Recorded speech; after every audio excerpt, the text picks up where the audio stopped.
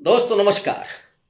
उत्तर प्रदेश में विधानसभा चुनाव तो 2027 में है, लेकिन इस समय राहुल गांधी और मायावती के बीच जो वार चल रहा है, जुबानी वार, वो आपको उत्तर प्रदेश में एक नए सियासी रंग की तरफ लेकर के जा रहा है।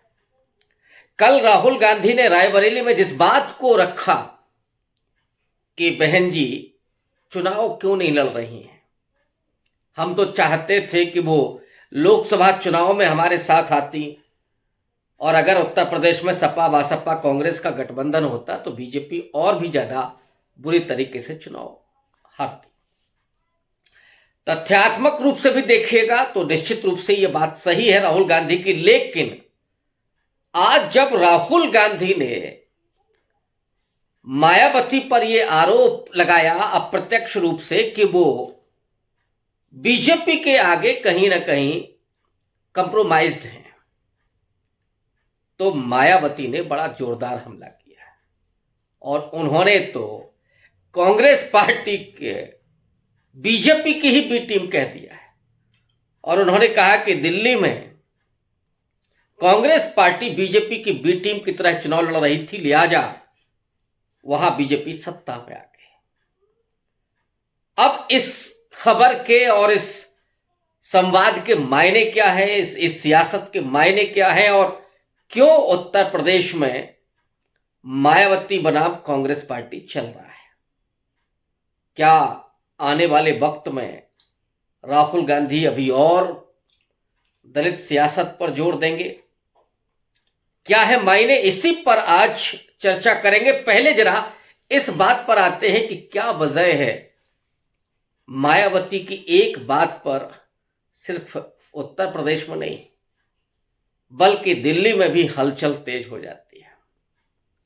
आज जब उनका ट्वीट आया तो उस ट्वीट के बाद विभिन्न चैनलों पर इस बात का डिबेट चल रहा था कि मायावती ने कांग्रेस पार्टी को बीजेपी की बी टीम कहा है और इसके मायने क्या है। जो लोग ये सोचते हैं कि मायावती चुक गई हैं, मायावती की राजनीति खत्म हो गई है, उन्हें शायद इस बात का इल्म नहीं है कि भले ही पॉलिटिकली वो अब उतनी सक्रिय ना हो या पॉलिटिकली उन्हें इतना ना तवज्जो मिलता हो, लेकिन मायावती का एक ऑरा आज भी कायम है। उसकी वजह बीएसपी के लिए जो संवाद होता है, जो डिबेट होती है, उसकी वजह उनका अपना बेस वोट बैंक है। और बेस वोट बैंक से ज्यादा एक आइडियोलॉजी है, एक मिशन है। वो मिशन जिसे कांशीराम जी ने शुरू किया था, वो आइडियोलॉजी जो आज बीजेपी के हिंदुत्व के सामने सबसे मुखर तरीके से खड़ी हुई है। और आइडियोलॉजी किसी की अपनी बपौती नहीं होती, ये भी बात सही है। आज अगर राहुल गांधी बाबा साहब अंबेडकर की बात कर रहे हैं तो वो उस आइडियोलॉजी के साथ खड़े हैं। मायावती अगर उस पर बात नहीं कर रही है तो वो आइडियोलॉजी से शिफ्ट कर रही है। तो आइडियोलॉजी किसी की नहीं हो सकती, कोई भी उस आइडियोलॉजी पर आ सकता है, लेकिन सबसे बड़ी चीज होती कि वो आइडियोलॉजी पर ईमानदार है कि नहीं है। डॉक्टर अंबेडकर के चित्र पर तो माल्यार्पण मोदी जी भी कर देते हैं, या संविधान के सामने वो भी नाक रगड़ देते हैं। तो क्या ये मान लिया जाए कि संविधान के रक्षक और संविधान के प्रति नरेंद्र मोदी बड़े समर्पित हैं, या डॉक्टर अंबेडकर के प्रति बड़ा सम्मान का भाव है? असली बीजेपी और हिंदुत्व की राजनीति करने वालों का भाव डॉक्टर अंबेडकर के प्रति वही है जो अमित शाह के बयान में आया था। लेकिन मायावती की खामोशी ने, और पिछले अगर आप देखें तो एक दशक से ज्यादा का समय हो चुका है जब वो न तो किसी दलित मुद्दे पर खड़ी होती हैं सशक्त होकर के, सड़क पर तो आना जैसे उन्होंने छोड़ ही दिया है। कुछ लोगों का ये कहना है कि मायावती ने कभी सड़क की राजनीति नहीं की, लेकिन वो भूल जाते हैं कि वही मायावती थी जिन्होंने सामाजिक न्याय की राजनीति के लिए, अंबेडकरवाद की राजनीति के लिए सड़कें नापी हैं, साइकिल से, पैदल, लोगों को जोड़ने के लिए। हाँ, ये बात जरूर है कि मुख्यमंत्री बनने के बाद उन्होंने वो नहीं किया। एक ऐसे समय में जब बीजेपी और हिंदुत्व का अटैक सीधे तौर पर दलितों पर हो रहा है, आदिवासियों पर हो रहा है, उत्तर प्रदेश में हाथरस से लेकर के और अलीगढ़ तक, प्रतापगढ़ से लेकर के और बुंदेलखंड तक, ऐसे आपको सैकड़ों उदाहरण मिल जाएंगे जहां किसी दलित को घोड़े पर नहीं चढ़ने दिया जाता है, कहीं किसी को मूंछ रख लेने पर उसकी मूंछ काट दी जाती है, कहीं पेशाब पिला दिया जाता है, कहीं किसी बेटी के साथ रेप होता है। प्रतापगढ़ में एक दरोगा ये कहता है कि दलित जाति की महिलाएं मजे लेने के लिए होती हैं। हाथरस में रेप होता है तो रेप करने वाले जो गुनहगार हैं उनके परिवार के साथ पूरा बीजेपी की सत्ता ही नहीं खड़ी होती है, प्रशासन उनके साथ खड़ा होता है।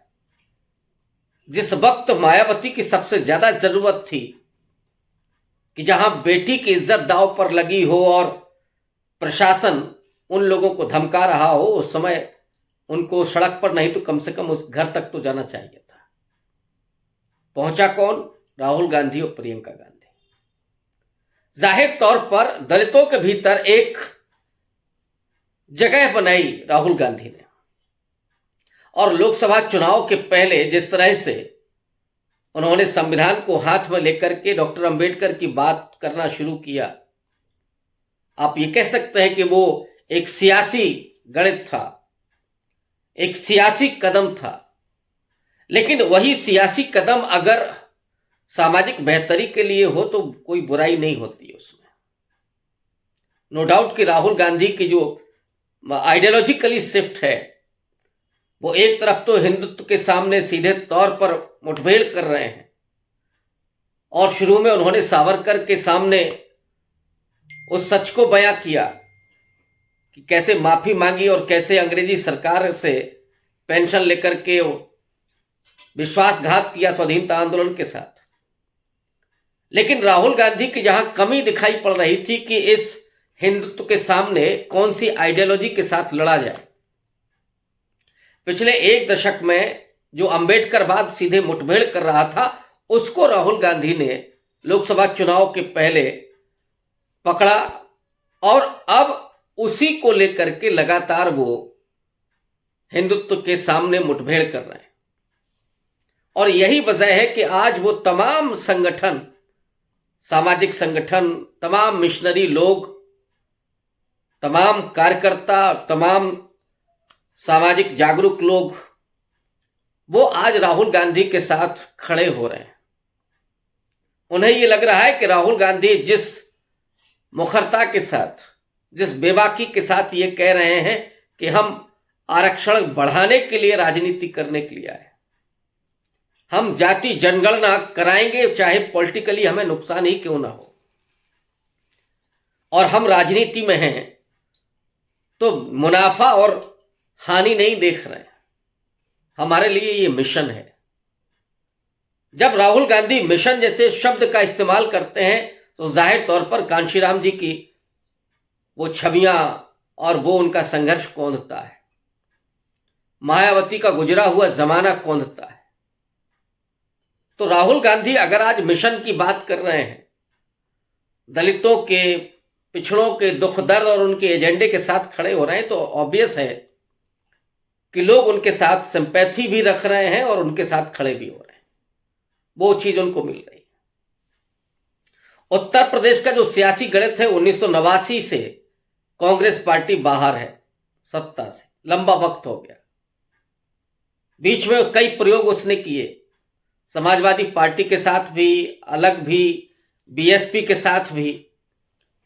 कांग्रेस का तो ये मानना है कि बीएसपी के साथ जब पहली बार वो गई थी, वहीं से उसने अपने पैर पर कुल्हाड़ी मारी। जो दलित वोट बैंक था वो छुटक करके बीएसपी के साथ चला गया, शिफ्ट हो गया। हालांकि कांशीराम जी ने उसके लिए बहुत बड़ा काम किया था। आज जब मायावती खामोश हैं और निष्क्रिय हैं, उस समय राहुल गांधी उत्तर प्रदेश में आकर के उसी दलित वोट बैंक को अपने साथ जोड़ने का प्रयास कर रहे हैं, पूरे एजेंडे के साथ और पूरे शिद्दत के साथ। लेकिन कांग्रेस पार्टी के लिए सवाल है, और वो सवाल मैंने कल भी उठाया था, आज भी संकेत कर दे रहा हूं कि कांग्रेस पार्टी में जब तक लीडरशिप नहीं होगी, केवल एजेंडे से काम नहीं चलेगा और राहुल गांधी के संघर्ष से भी काम नहीं चलेगा। जो दलित उस सियासत में सत्ता के गलियारों में अपने आप को देखना चाहता है, जो भागीदारी चाहता है कि सत्ता में उसकी भागीदारी हो, नीतियों में निर्णय करने में उसकी भागीदारी हो, नीतियों के क्रियान्वयन में उसकी भागीदारी हो, तभी तय करेगा ना कि वजीफे पर बजट का एलोकेशन होगा या विज्ञापन के लिए होगा, जो मोदी सरकार ने किया। समाज कल्याण के नाम पर जो बजट आएगा, वो बजट दलितों और पिछड़ों के बच्चों के एजुकेशन पर खर्च होगा या केवल वो प्रधानमंत्री के चेहरे चमकाने के लिए अखबारों में विज्ञापन पर खर्च होगा, ये तो वो तय करेगा। तो ये भागीदारी वो चाहता है। और अपने लोगों के बीच में वो जो स्वाभिमान, जिसको राहुल गांधी बार बार कह रहे हैं, सम्मान और स्वाभिमान का मामला, सम्मान और स्वाभिमान का मामला सिर्फ इससे नहीं है कि आप बोल देते हैं कि नहीं साहब हम सम्मान दें, वो स्वाभिमान उसको फील होना चाहिए। क्योंकि ये जो समाज है जहां हजारों साल की वो विवशता है, जहां पर वर्ण और जाति के आधार पर एक बड़े हिस्से को लगातार कुचला गया, मानसिक स्तर पर जहां पूरे तरीके से इसको खोखला कर दिया गया, उसके भीतर का जो स्वाभिमान है उसको कुचल दिया गया। आज अगर वो अपने सम्मान और स्वाभिमान को हासिल करना चाहता है तो ये कहकर के नहीं वो हासिल कर सकता कि नहीं साहब फलाने हमको सम्मान दिया, उसको वो फीलिंग आनी चाहिए। और वो फील तभी करेगा जब वो वहां पर होगा जहां लोग सलाम करते हैं, सत्ता को लोग सलाम करते हैं, जो कुर्सी पर बैठता है उसको लोग सलाम करते हैं। तो वो उसको सम्मान चाहिए जिससे उसके भीतर स्वाभिमान पैदा हो। केवल राहुल गांधी से हाथ मिलाकर के उसे स्वाभिमान नहीं पैदा होगा। इस बात को कांग्रेस पार्टी को समझना पड़ेगा, इसलिए वो भागीदारी की बात कर रहा है। और उत्तर प्रदेश में जो लीडरशिप है या विभिन्न राज्यों में जो लीडरशिप है, अपर कास्ट जहां पूरे तरीके से वोटिंग के आधार पर तो बीजेपी के साथ खड़ा हुआ है, लेकिन अगर कांग्रेस में भी वही लीडरशिप है तो दलित पिछड़ा वो तो है नहीं कि नहीं साहब आप हमारा लीडर दो ना दो, लेकिन राहुल गांधी बात कर रहे हैं एजेंडे की तो हम सब वोट करेंगे, ये अब नहीं होगा।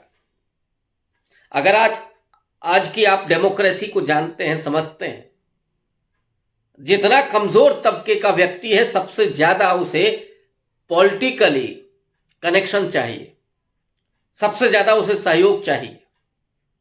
अगर घर में कहीं झगड़ा भी हो जाता है और एक पुलिस का कांस्टेबल भी खड़ा हो जाता है तो वो ढूंढता है कि किसी से फोन करवाए, और अगर नेता उसे बीजेपी में मिलता है तो वो बीजेपी के साथ जाएगा। तो नेता बनाने पड़ेंगे ना। अगर कांग्रेस पार्टी का नेता खड़ा होगा उसके सहयोग करने के लिए तो ऑब्वियस है कि वो समाज अपने नेता के साथ जाएगा, कांग्रेस पार्टी के साथ जाएगा। ये राहुल गांधी को समझना पड़ेगा और उम्मीद है कि राहुल गांधी इस बात को समझेंगे, समझ भी रहे हैं, कुछ परिवर्तन हुए भी हैं इस बीच में। तो उत्तर प्रदेश में जो सियासत है वो सियासत अब क्यों प्रो दलित होती जा रही है? 2.5 साल अभी चुनाव में है, 2.5 साल से ज्यादा, लेकिन राहुल गांधी उस एजेंडे को और उस बात को सामने रखते हैं। आप ये कह सकते हैं कि इतना बड़ा इल्जाम लगा सकते हैं कि नहीं साहब मायावती जी चुनाव नहीं लड़ रही है कायदे से। वो इशारे में जो दूसरे लोग कहते हैं कि वो बी टीम है, अव्वल तो बी टीम जैसी कोई कॉन्सेप्ट होता ही नहीं है, और मैं इस बात को कतई नहीं मानता। हर राजनीतिक दल जो मजबूती से चुनाव लड़ता रहा है, सत्ता में रहा है, उसको आप बी टीम कह करके उसको एक तरह से आप अपमानित करते हैं। तो चाहे कांग्रेस को बी टीम कहा जाए वो भी गलत है, या बीएसपी को बी टीम कहा जाए, ये कॉन्सेप्ट ही गलत है। और ये भी कहना कि नहीं साहब कुछ रिश्ते हैं, तो रिश्ते तो सबके होते हैं, यही तो राजनीति है बाबू, कि जहां एक दूसरे से गलबहियां भी होती हैं। तो और डेमोक्रेसी में ये चीजें होनी चाहिए।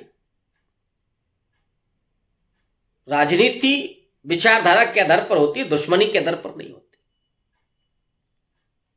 तो चाहे वो मायावती हो या राहुल गांधी हो, अगर उन्हें उत्तर प्रदेश में अपनी सियासत को बचाए और बनाए रखना है तो जाहिर तौर पर उस लीडरशिप के साथ, उस भागीदारी के साथ, उस सम्मान और स्वाभिमान के साथ चलना होगा और सक्रियता के साथ। राहुल गांधी कुछ मामलों में बहुत मेहनत कर रहे हैं और हर जुबां पर हैं।